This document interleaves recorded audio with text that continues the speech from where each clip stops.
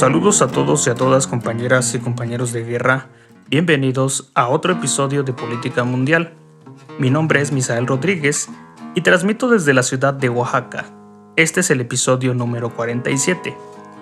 Y bueno, independientemente del frío que ha empezado a sentirse en el sitio donde me encuentro grabando, pues me permito comentarte que en esta sesión es la parte 8 de esta serie de audios a las que simplemente he titulado Oriente Medio.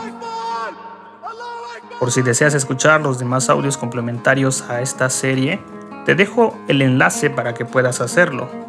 Hoy simplemente quiero hablar sobre unos cuantos términos que conviene que aprendamos para entender un poquito mejor esta cuestión del Medio Oriente.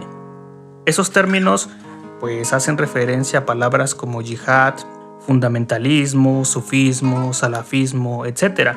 De tal forma que considera este episodio como el inicio para ese entendimiento y que también, si no me da tiempo abordar todos estos términos, ya que es una información pues bastante larga, pero a la vez interesante, te comento también que en los siguientes audios estaré desarrollando las siguientes partes. Del mismo modo, te invito a que en Patreon, si quieres unirte o si quieres apoyarme, pues puedes encontrar algunos audios complementarios sobre temáticas como comercio, relaciones internacionales, negociación internacional y algunos ejemplos. Y también en algunos casos, por ejemplo en este audio, estaré subiendo parte de mi guión y algún esquema que te permita entender lo que aquí se describe. Y bueno, ya entrando en materia, me gustaría que pusieras en perspectiva pues dos cuestiones importantes relacionadas con la fe y en su caso con la no creencia.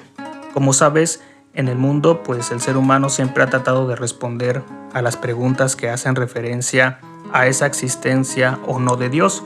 Y yo creo que desde los inicios propios de la humanidad, las prácticas religiosas e incluso las manifestaciones racionales de la realidad pues siempre nos han acompañado.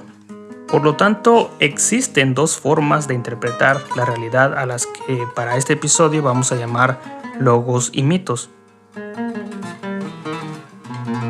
Digamos que el logos es esa parte racional, pragmática, que al estar pues ligada o ligado a lo científico, intenta dar respuesta a los hechos de una parte de la realidad, centrándose en la práctica y no en lo que acontece.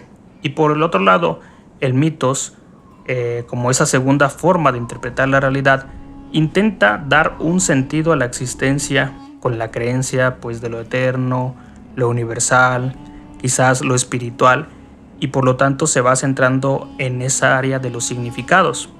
Te comento esto debido a que dependiendo del peso que tenga el logos y el mitos en tu vida, imagínate una balanza donde pones en perspectiva estas dos cuestiones que es pues la ciencia, lo racional y la fe.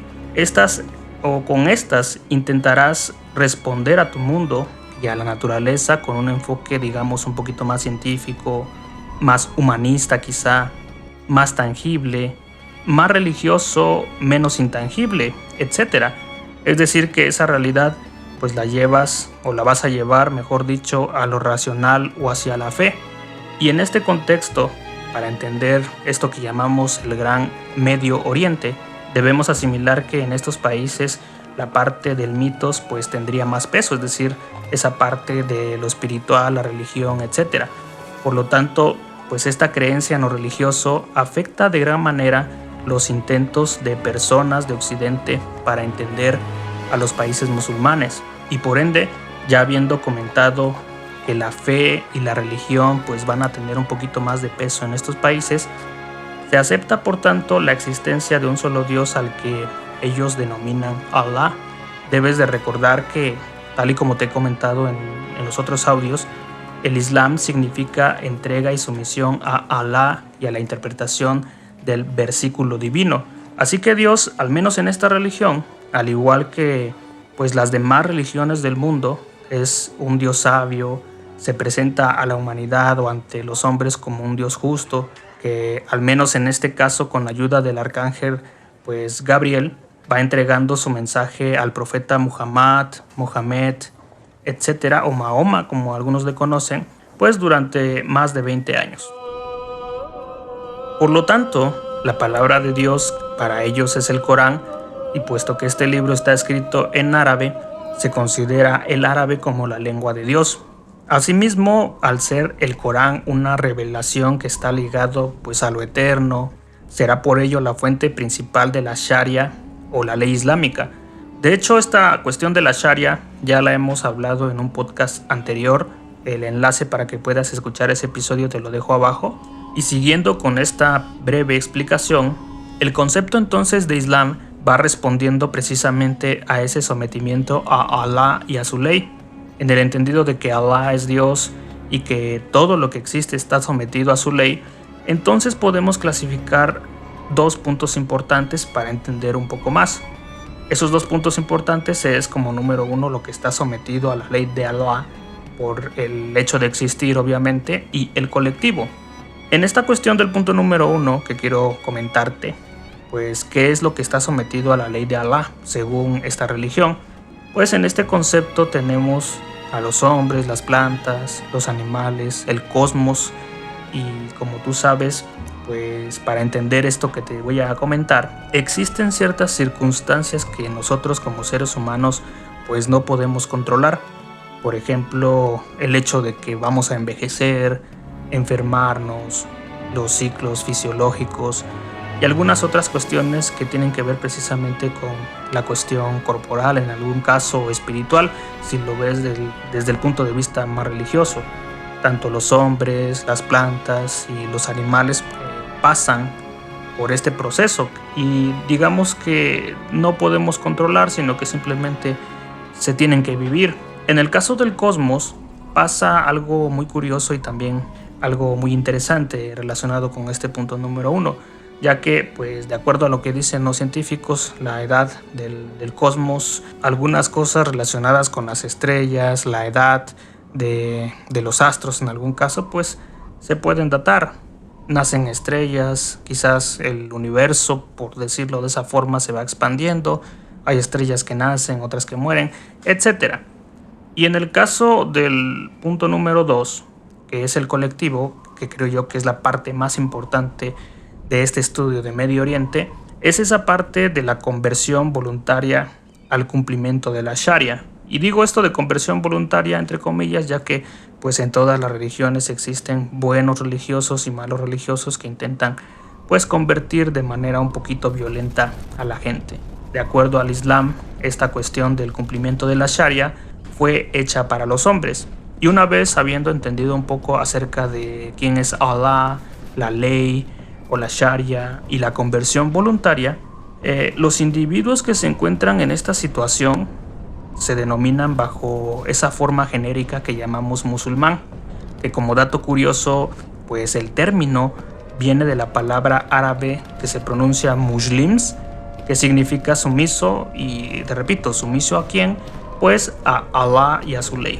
Toda esta cuestión religiosa que te he comentado nos sirve para entender que en el fondo el musulmán es en esencia un creyente digamos similar pero no igual a los que existen en Occidente.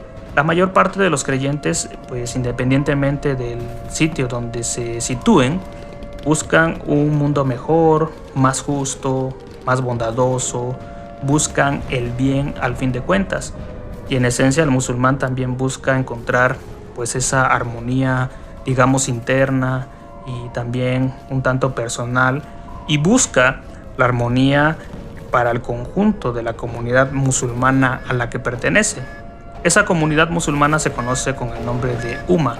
Te repito que los nombres que voy comentando aquí, diciéndote, estarán tal y como se escriben en un archivo que estará disponible en Patreon, y también una especie de esquema para que entiendas un poquito mejor esta explicación.